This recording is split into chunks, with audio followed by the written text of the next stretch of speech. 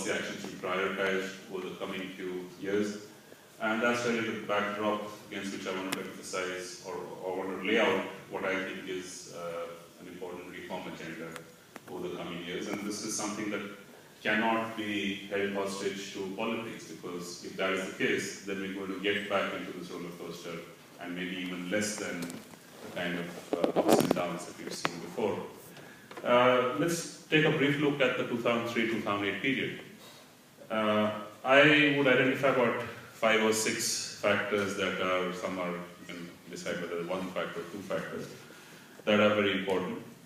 And some of them are controllable, some of them are things that we have direct control over because they're domestic, and others are international, so we don't have control over those. On the international side, very clearly the global environment during that period was far more hospitable to growth, and every country benefited from it. There was a rising tide effect. Global growth in those 5 years, global GDP grew by about 4.5%, close to 4.5%. In the 5 years subsequent to that, 2007 to 12, it's grown around 2.6, 2.7%. So this is a huge change in the global environment, and that's just one reflection of how hostile the global environment has become. It's not just a question of GDP growth, it's also a question of investment climate, it's a question of policies, it's a question of relationships between countries. There are energy risks and commodity risks, notwithstanding what we've seen over the last 3 or 4 days.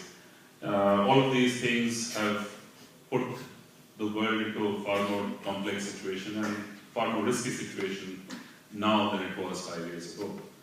That's not something we can control.